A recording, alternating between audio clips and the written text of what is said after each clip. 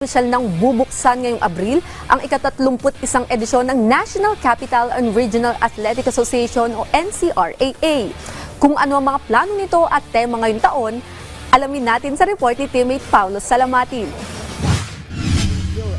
Magbubukas na ang 31st season ng the National Capital and Regional Athletic Association o NCRAA na kung saan target ng Immaculada Concepcion College na masungkit ang ikatlong sunod na kampyonato sa basketball events na magsisimula na sa susunod na buwan. Sa temang World Champions are born ngayong taon, mas magiging interesante rin ang nasabing event para sa lahat ng mga partisipante dahil nakatakda nilang imbitahan ang ilang mga produkto ng NCRAA na naging successful sa kanilang mga karera ngayon gaya ni Vic Manuel, Gary David at marami pang iba. Sa naganap na Philippine Sports Writers Association Forum kahapon sa Maynila, pinangunahan ni NCRAA General Manager Buddy Encarnado ang pagpupulong at sinabing ipagpapatuloy ng kanilang pamunuan ang paghahanap at pagbuo ng mga homegrown athletes sa bansa na kung saan ang ilan ay mga professional athletes na sa mga ilang liga gaya ng PBA, MPBL at iba pang mga sport gaya ng volleyball.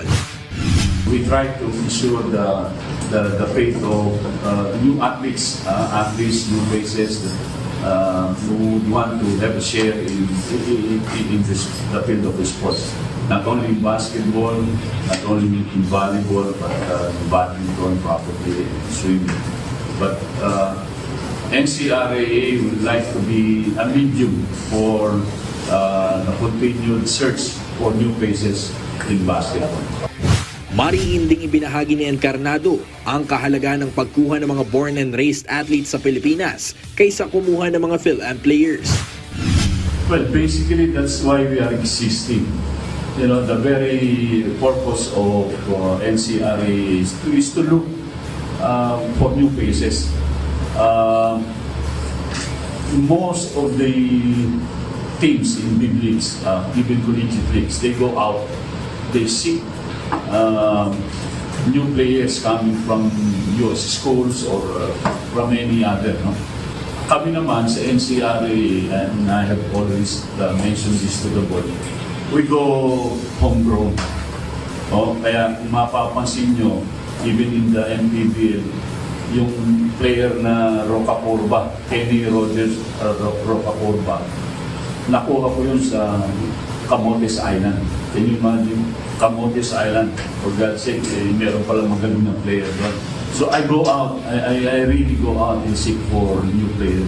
If only the leagues can go and align their philosophy and their action towards the local players, I'm pretty sure marami tayong makukuha.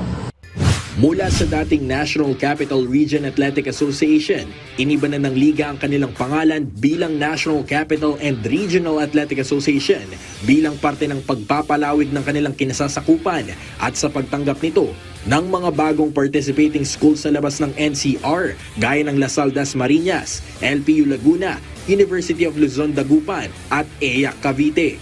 Sa ngayon wala pang eksaktong petsa at venue kung kailan at saan gaganapin ang nasabing event, ngunit siniguro ng NCRAA officials ang kanilang anunsyo sa mga susunod na linggo.